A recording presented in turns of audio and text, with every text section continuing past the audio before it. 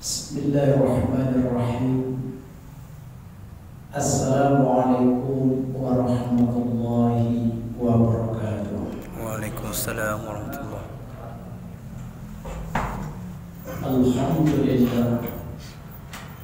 Alhamdulillahilladzi ja'ala al-mauta wal hayata liyabluwakum ayyukum ahsanu amala.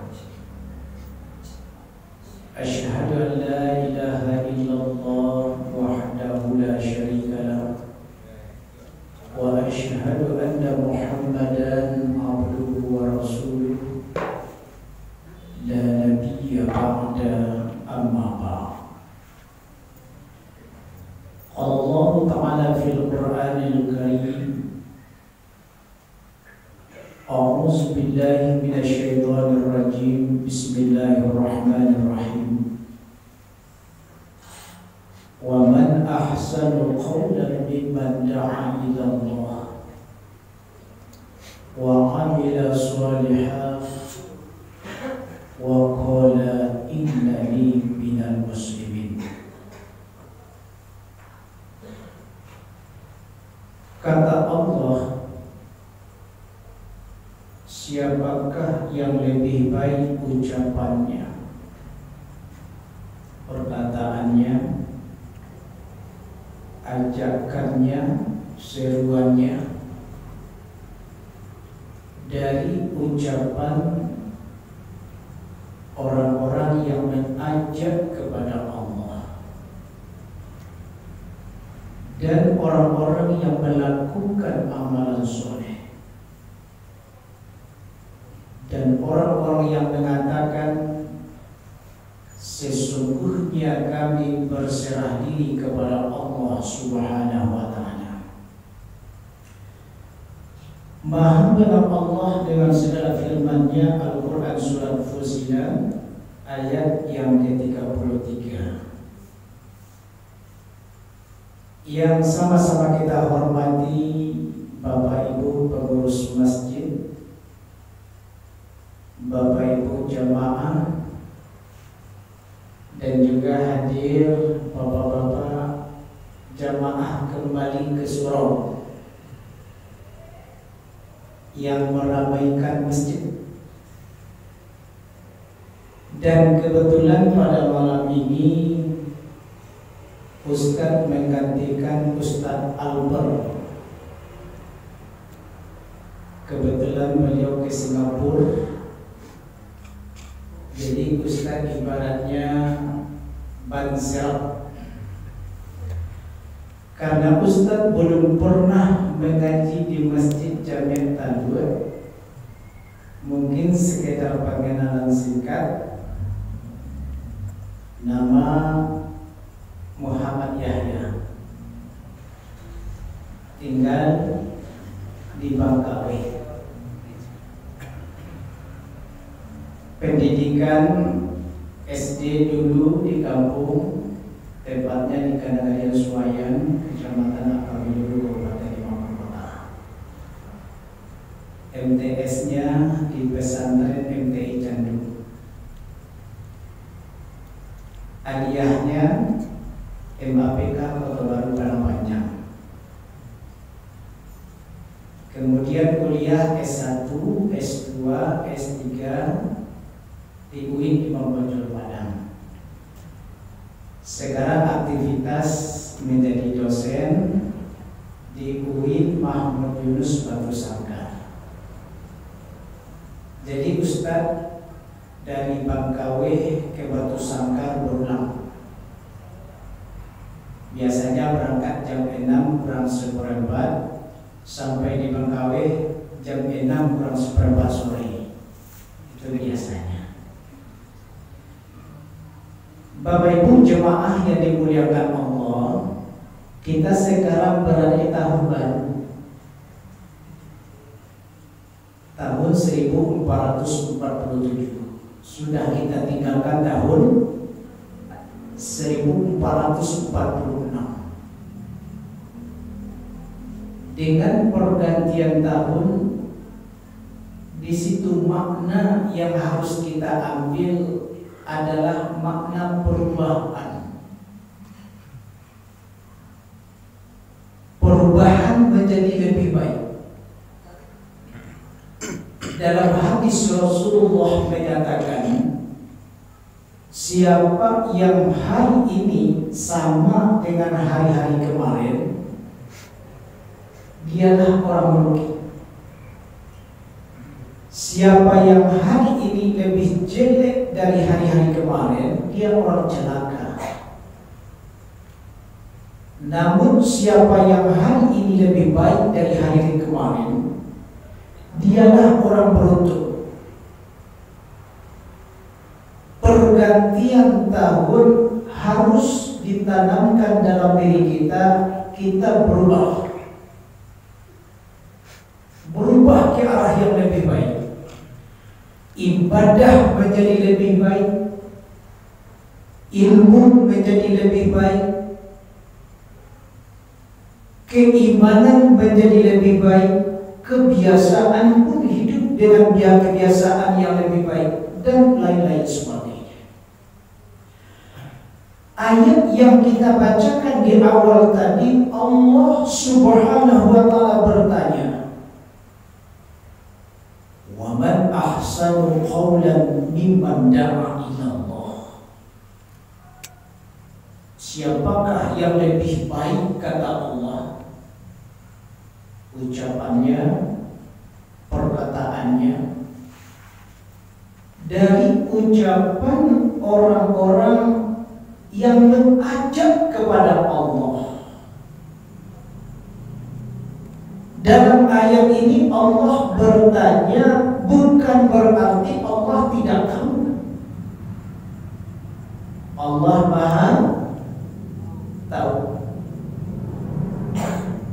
Tapi apa fungsi Allah bertanya di ayat ini? Kata ulama tafsir, fungsinya adalah untuk menguatkan, memberikan sebuah penekanan bahwa tidak ada ucapan terbaik melebihi dari ucapan yang berisi ajakan kepada Allah. Siapa sih biasanya yang membawa kepada ajakan kepada Allah? Di antaranya istilahnya muazzin, dai, mubaligh atau mubalighah. Ini para pelaku ini, orangnya ini. Kerjaannya mengajak orang kepada Allah. Ini pekerjaan yang kerjanya mengajak orang kepada Allah. Ini kata Allah ucapan ajakan terbaik. Dan pada kesempatan yang terbatas ini, kita ingin membicarakan salah satu saja. Apa salah satu yang kita inginkan sampaikan terkait dengan azan? Orangnya muazzin, kerjaannya mengajak orang kepada Allah. Sholat itu mengajak orang ingat Allah. Azan sesuatu yang sudah biasa kita mendengar. Minimal 5 waktu sehari semalam. Bahkan kalau menurut penelitian, bumi yang kita tempati saat ini, per detiknya selalu dikumandangkan azan.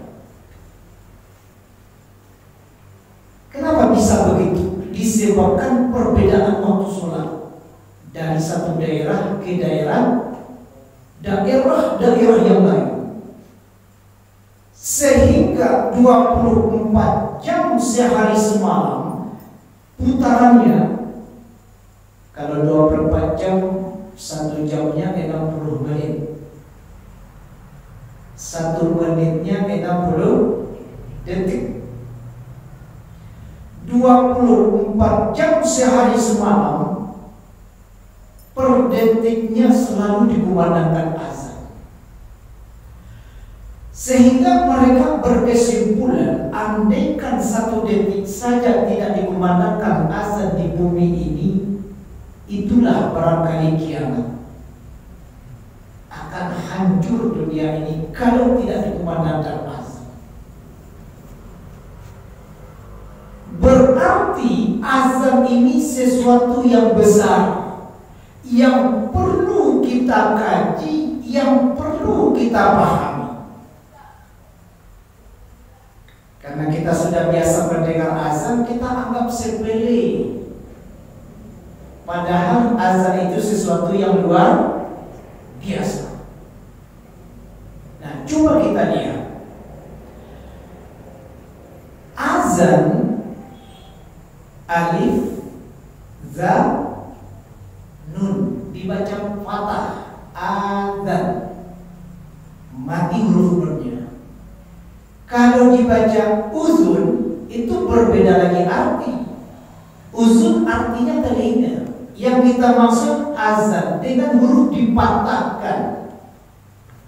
Apa arti dari kata azan? Ada 2 arti yang populer dalam arti azan. 1, azan artinya pemberitahuan. Yang kedua, azan artinya panggilan. Ini yang arti yang sangat populer. Azan artinya yang pertama pemberitahuan, yang kedua panggilan. Lalu dibukalah kitab-kitab fikih. Ulama fikih memberikan definisi azan secara syariah. Yang dimaksud dari azan itu, kata mereka, adalah pemberitahuan masuknya waktu sholat atau panggilan untuk mengerjakan sholat dengan menggunakan lafaz-lafaz tertentu. Inilah dia azan. Berisikan 1, pemberitahuan masuk waktu. Yang kedua, berisikan panggilan untuk mengerjakan sholat dengan lafaz-lafaz tertentu. Lalu dari definisi ini, apa yang perlu kita pahami? Kalau bagi Ustadz, apa yang perlu disampaikan dan diberi sebuah penekanan dalam memahami azan? 1, yang namanya pemberitahuan, yang namanya panggilan, sifatnya pasti penting. Setiap ada pemberitahuan, ada panggilan, sifatnya penting. Kalau di masjid-masjid biasanya setiap Jumat ada turun surat untuk diumumkan di masjid. Kadang-kadang surat dari kantor nagari, kadang-kadang surat dari bupati, atau boleh jadi surat dari pusat. Ketika surat itu sudah datang, lalu petugas di masjid membacakan isi surat itu, pertanyaannya, pemberitahuan atau panggilan dalam surat itu hakikatnya yang memanggil, yang memberitahu siapa? Tergantung tadi ya. Kalau dia dari nagari berarti wali nagari. Kalau dia dari bupati, dari kabupaten berarti pemberitahuan bapak bupati. Jadi panggilan itu dari yang bersangkutan, cuman di saat itu lewat petugas masjid yang ditunjuk, lewat suara petugas masjid. Lalu kita kembali kepada azan. Azan itu sebetulnya panggilan siapa, Bapak Ibu? Siapa yang memanggil sebetulnya azan itu? Panggilan Allah. Kalau azan sebagai pemberitahuan masuknya waktu sholat, hakikatnya azan itu pemberitahuan dari Allah, cuman lewat suara muazzin. Tapi itu sebetulnya cuma petugas saja. Yang memanggil itu bukan muazzin, bukan manusia, tapi Allah. Kalau begitu Bapak Ibu, kalau memang azan adalah panggilan pemberitahuan datangnya dari Allah, apakah panggilan Allah harus kita jawab? Harus. Apakah panggilan Allah harus kita dengar? Harus. Orang saja yang memanggil kita dengar, kita jawab. Apalagi kalau yang memanggilnya Allah. Lalu bagaimana cara menjawab panggilan Allah? Siapa di antara kita yang tidak menjawab panggilan Allah, itu sudah keterlaluan. Masa iya Allah memanggil kita tidak menjawab? Lalu diajarkanlah dalam agama.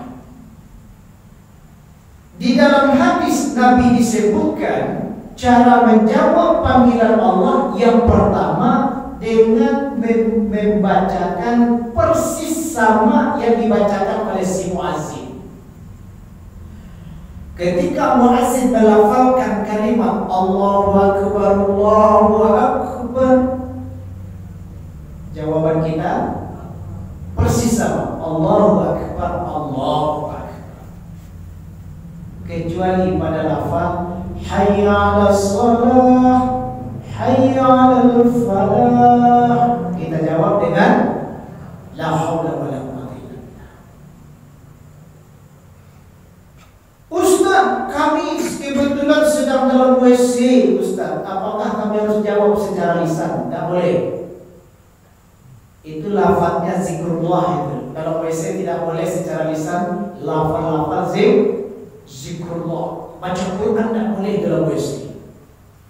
Mengucapkan subhanallah walhamdulillah Allahu akbar secara lisan tidak boleh dalam WC. Tetapi kalau zikir dalam hati boleh. Secara lisan jangan. Itu tempat bernajis, tempat kotor. Orang azan, Ustaz, kami ke tempat berwudu, ke WC. Maka cara menjawab panggilan azan yang kedua, dalam surat Al-Jumu'ah ayat yang ke-9 Allah menyatakan, Ya ayyuhalladzina amanu iza nudiya lis-shalah min yaumil jum'ah fas'au ila dzikrillah. Wahai orang-orang yang beriman, apabila kalian dipanggil kata Allah untuk mengerjakan sholat, mendirikan sholat pada hari Jumat. Ayat ini juga berlaku umum untuk dalil sholat, panggilan sholat, baik subuh, zuhur, asar, maghrib dan isya. Apabila kalian dipanggil untuk mengerjakan sholat, azan dikumandangkan, maka cara menjawab panggilan azan fas'al, bersegera, artinya menjawab secara tindakan. Kita ke tempat berwudu, walaupun tidak dijawab setiap lafaz azan, tapi kita sudah berjalan, kita sudah bergegas menuju tempat berwudu, menuju tempat sholat di mana dilaksanakan, itu sudah masuk kategori menjawab panggilan azan. Kita di rumah berjalan ke masjid, itu sudah menjawab panggilan azan namanya. Jadi dua cara menjawabnya, secara lisan dan secara tindakan. Ayat tadi ternyata fas'au itu Bapak dalam kaidah bahasa Arab itu kalimatnya fi'il amr. Amr artinya perintah. Fi'il amr perbuatan yang berisikan perintah. Kaidah usul mengatakan al-aslu fil amri lil wujub. Asal pada amar atau perintah hukumnya memfaedahkan wajib. Wajib artinya dikerjakan perbuatan, ditinggalkan dosa. Itu hukum asal. Jadi ketika azan dikumandangkan, fas'au, kita di rumah, apa makna fas'au lagi?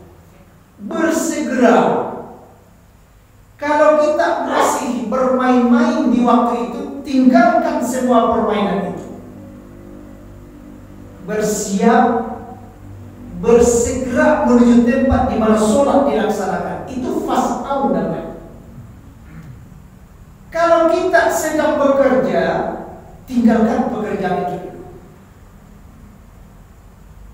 Kalau yang banyak terjadi, kalau di kantor kan itu ketika azan dikumandangkan, lalu di kantor ada rapat. Secara umum biasanya rapat kita pening sejenak. Kita dengar azan dikumandangkan. Setelah selesai azan, lanjut. Nah, ini dua makna sebetulnya. Kalau rapatnya gantung, tidak memakan waktu yang agak panjang, andaikan kita berhenti, bubar, susah nanti mengumpulkan. Ini rapat belum selesai, tinggal sedikit lagi. Nah, di situ mungkin kemaslahatannya boleh lanjut dulu rapat setelah azan tadi. Tapi kalau rapat akan berlanjut setengah jam, 1 jam, sampai 2 jam, tak ada lagi pilihan. Ketika azan dikumandangkan, yang terbaik fas'au, hentikan rapat. Jadi kita bersegera. Nah, sikap kita dalam bersegera tadi di situ akan menggambarkan kepatuhan kita seorang hamba kepada Allah. Kalau kita ditanya, semuanya ngaku hamba Allah, pasti. Ibu-ibu semuanya hamba Allah? Iya. Kita bapak-bapak semuanya hamba Allah? Iya, ngaku hamba Allah. Tapi belum paham dengan makna hamba. Hamba itu bahasa Arabnya kan Abdullah. Abdul itu artinya budak. Hamba cahaya, budak. Apa makna budak itu? Kita milik Tuhan. Nyawa kita milik Tuhan, diri kita milik si Tuhan, bahkan harta yang kita miliki punya si Tuhan. Mau diapakan kita terserah kepada si pemilik. Itu budak namanya. Kerja kata si Tuhan, kerja. Nggak makan kata si Tuhan, nggak makan. Itu si budak. Kita ngaku hamba Allah, budaknya Allah. Ketika Allah panggil, kita diam 1000 bahasa. Jangan dulu mengaku hamba. Kalau budak itu Bapak Ibu, kemari kata tuannya, datangnya sesusah-susahnya, sepayah-payah. Itu yang budak. Zaman sekarang kan tidak ada lagi budak. Di zaman Rasulullah bertahap budak dihapus. Banyak kifarat-kifarat, diantaranya memerdekakan budak. Orang di bulan Ramadan lalu melakukan hubungan suami istri, bayar kifarat. Apa kifaratnya? 1, memerdekakan budak. Bagaimana kalau tidak ada budak? Memberi makan orang miskin. Bagaimana kalau tidak ada orang tidak mampu? Berpuasa berturut-turut 3 hari. Nah, jadi hal itu merupakan sesuatu yang sangat luar biasa kalau tentang budak. Dan kita sangat sering melihat ada tulisan-tulisan hamba Allah, hamba Allah. Ustaz, ada sumbangan Ustaz dari siapa? Hamba Allah. Itu mendalam maknanya tuh Bapak Ibu. Hamba Allah itu bukan bahasa linguistik di situ. Hamba Allah itu artinya budaknya Allah. Bapak Ibu jemaah yang dimuliakan Allah.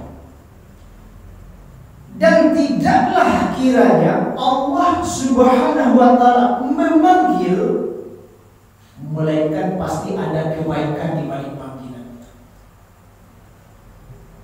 Sebaliknya kalau ada Allah melarang, tidaklah Allah melarang, melainkan ada keburukan di balik yang beliau larang. Sebutlah setiap larangan Allah, pasti ada dampak keburukannya. Lalu apa kebaikan di balik azan, Ustaz? Banyak. Ada kebaikan bagi muazzin, ada kebaikan bagi orang yang mendengarkan azan. Bahkan dalam hadis Rasulullah bersabda, hadis yang diriwayatkan oleh Imam Bukhari wa ghairihi, artinya dan selain Imam Bukhari juga meriwayatkan. Apa kata Rasul? Lau ya'lamun nas ma fil adhani wa suffil awal thumma lam yajidu illa astahimu fastahamu, kata Rasul. Kalaulah manusia ini tahu keutamaan apa yang ada pada azan, sementara mereka, kata Rasulullah, tidak ada kesempatan untuk azan kecuali dengan undian, maka mereka akan lakukan undian itu, kata Rasulullah. Kalau orang tahu keutamaan azan, maka semua orang akan rebutan. Kata Ustaz yang azan. Kata bapak-bapak, bapak yang azan. Kata petugas masjid, beliau yang azan. Apa mungkin semua kita azan di waktu itu? Tidak mungkin. Dan celah kita bisa azan lewat undian. Kalau di kampung ada pada kekayaan, anak dari kekayaan. Balas sweet ya, sweet, sweet. Pak, Ustaz azan, apa nak niup belum? Parawih, mari kita sweet. Ustaz yang mana? Itu namanya sama dengan undian. Itu akan dilakukan bagi orang yang tahu keutamaan azan. Bagi orang yang tidak tahu keutamaan azan, ada kesempatan malahan juga tidak makan azan. Lah masuk waktu sholat, apa itu ada dalam bahasa waktu zuhur lah masuk. Ini azan apa? Petugas masjid ada keperluan keluar. Kenapa bapak tadi tidak azan? Boleh jadi dua kemungkinan. Satu, mungkin saja bapak itu tidak pandai azan. Kalau ada bapak laki-laki orang Islam tidak pandai azan, malu. Pernah bapak ibu cari dia? Ada yang viral. Orang Landam jadi negara apa? Negara apa? Lahir anak digendongnya, direkod di istri.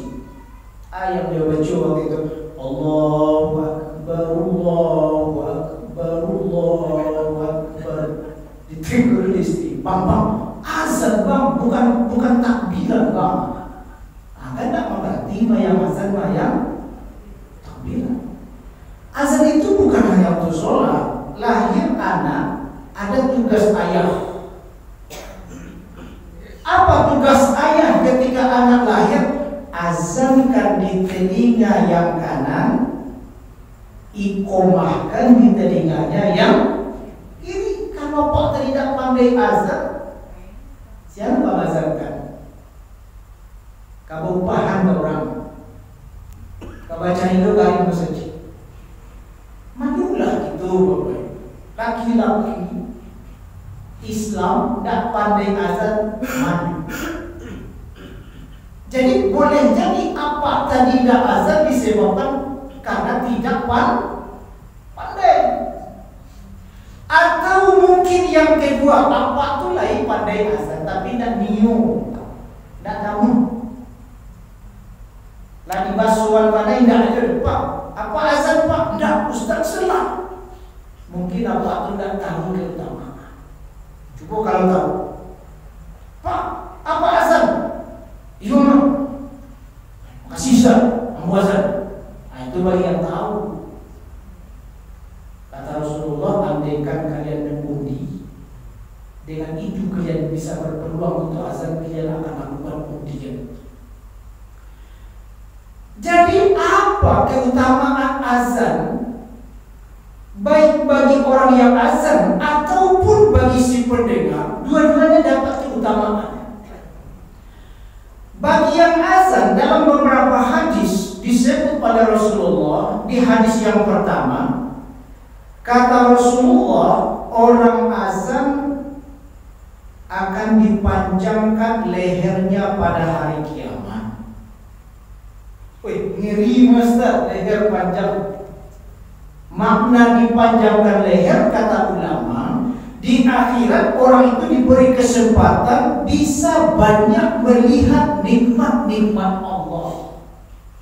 Dan bahkan salah satu nikmat terbesar di akhirat, nikmat bisa melihat Allah. Tapi bagaimana cara dan bentuknya, Allah a'lam. Kalau dalam hadis tentang berpuasa, Rasul juga sebut ada dua kegembiraan orang puasa, katanya. Satu, kegembiraan di saat berbuka. Yang kedua, kegembiraan ketika di akhirat bisa bertemu dan melihat Allah. Dua kegembiraan. Jadi orang yang azan itu panjang leher, maksudnya bisa melihat banyak nikmat-nikmat Allah. Semua ibaratnya orang mencari konser. Di simpang kantin ada konser, bondong-bondong ramai. Yang paikas itu ada yang tinggi, ada yang rendah. Ada yang bayang di bidu, bahak ada orang yang rendah, payah, ya kan?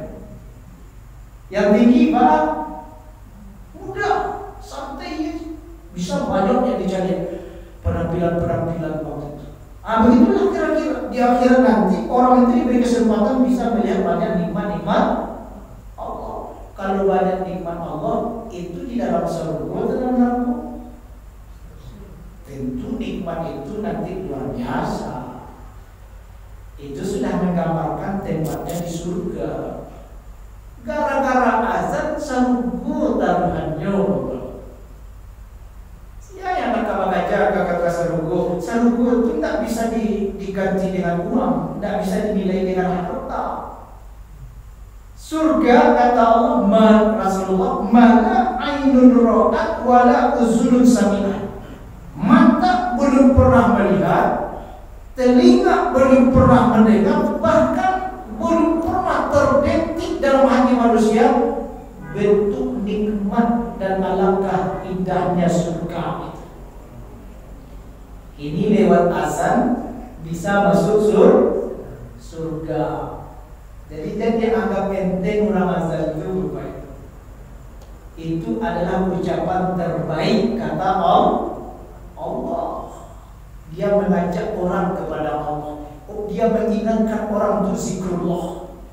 Lah masuk waktu jam 1:30 diajaknya orang untuk melaksanakan sholat. Diberitahunya ke orang bahasa waktu sholat sudah masuk. Itu kata Allah ucapan terbaik. Satu. Dalam hadis yang kedua Rasulullah mengatakan, orang azan, kata Rasulullah, diampuni oleh Allah dosanya sepanjang suaranya.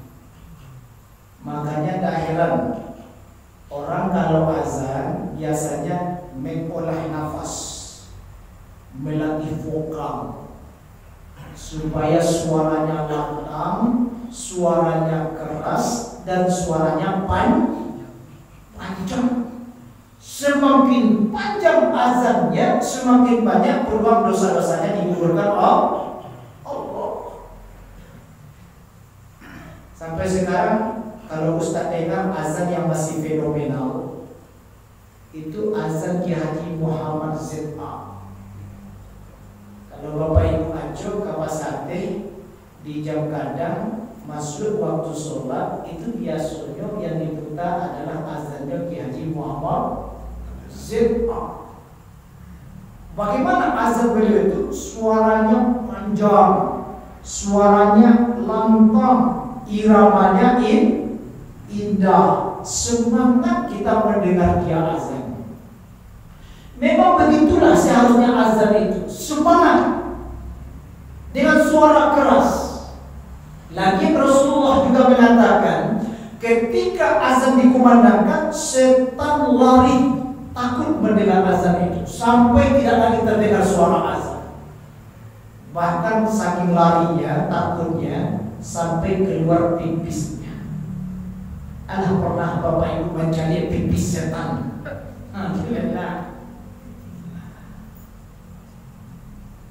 Dia takut mendengarkan azan, lari terbirit-birit sampai keluar pipisnya. Itu hadis pertama yang menggambarkan pipis setan. Hadis kedua yang menggambarkan pipis setan. Setiap orang yang tidur malam itu diikat oleh 3 ikatan oleh setan.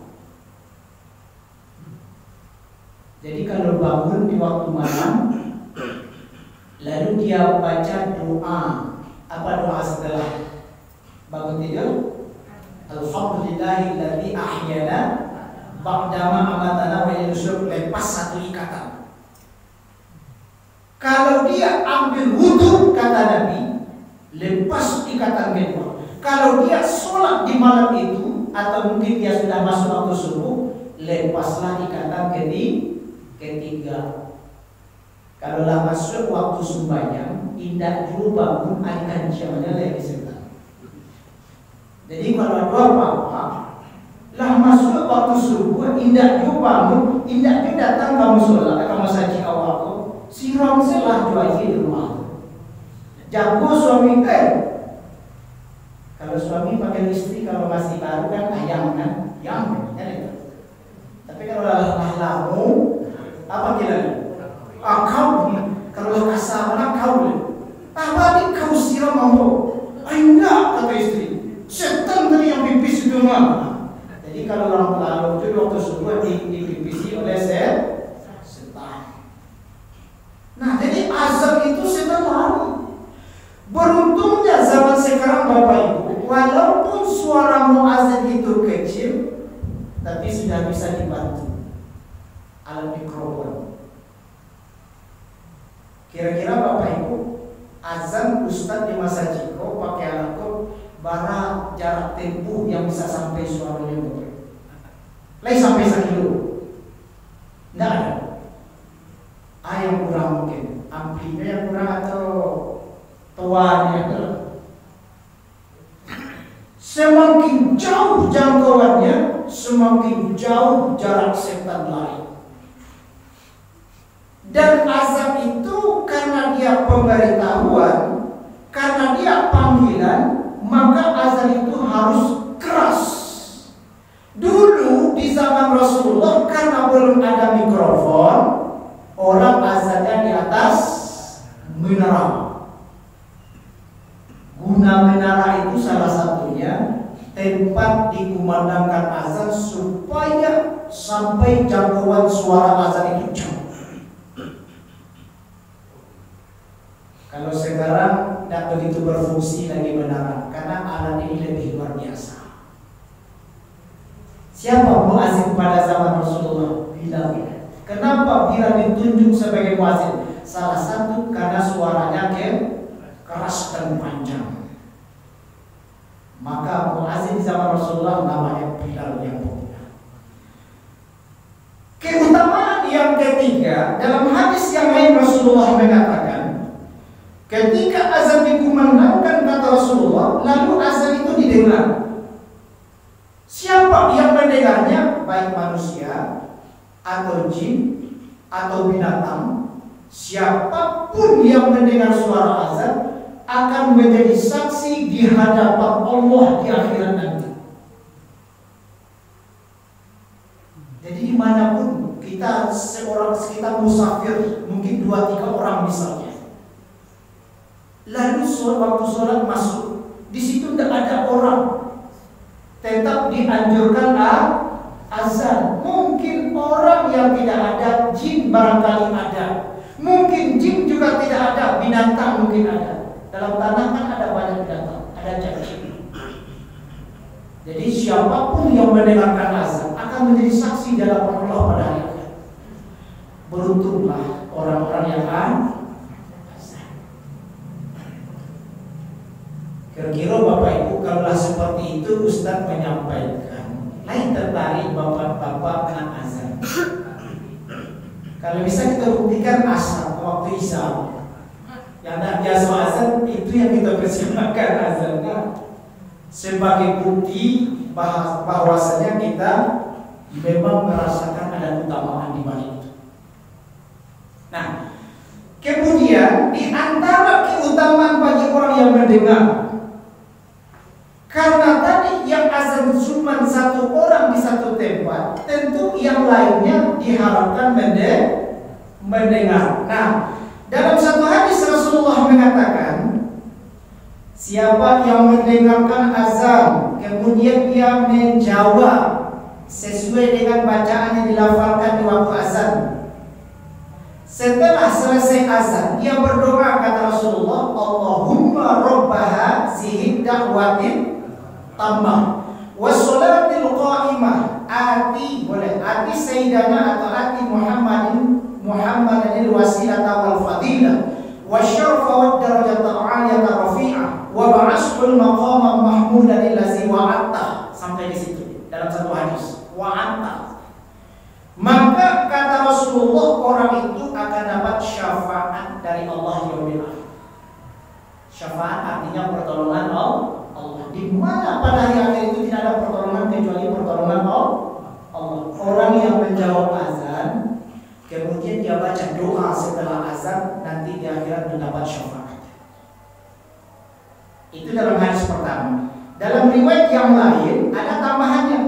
Tidak hanya sampai wa'ata, tapi ditambah dengan innaka la tukhliful mi'ad. Terserah, mau sampai wa'ata boleh, mau sampai innaka la tukhliful mi'ad boleh. Nah, baik Bapak Ibu, waktu kita sudah masuk. Jadi kita simpulkan bahwa azan itu pemberitahuan dan panggilan untuk sholat. Kalau azan sudah dikumandangkan, berarti kita sudah diberitahu masuknya waktu sholat. Kalau azan sudah dikumandangkan, berarti kita diajak untuk dilaksanakan sholat. Nah, yang digaris bawah di belakang dengan lafaz-lafaz tertentu. Artinya apa? Dalam riwayat hadis Zaid bin Abi Rabi, Abdullah bin Zaid, azan itu lewat mimpi yang benar, bukan dibuat-buat, tapi lewat mimpi yang benar, diajarkan oleh malaikat. Kemudian disampaikan kepada Rasulullah, dipanggillah si Bilal bin Rabah. Artinya azan itu tidak boleh ditambah-tambah, tidak boleh dikurang-kurangi, tidak boleh dirubah-rubah. Bagi kita yang sudah terbiasa azan, bapak-bapak, belajar lagi. Mungkin banyak yang salah. Contoh saja, ada yang membaca Allahu Akbar, Allahu Akbar, itu salah. Lafaz yang pertama itu alif. Alif berbaris patah, itu bunyinya A, bukan O. Jadi Allah, bukan Allah. Di lamnya itu betul O, jangan diakan. Kalau Allah diakan menjadi Allah, Allah menjadi. Kalau Allah itu Tuhannya orang Kristen, Tuhannya orang Yahudi, orang Nasrani. Tuhan kita Allah. Jadi lafalnya Allah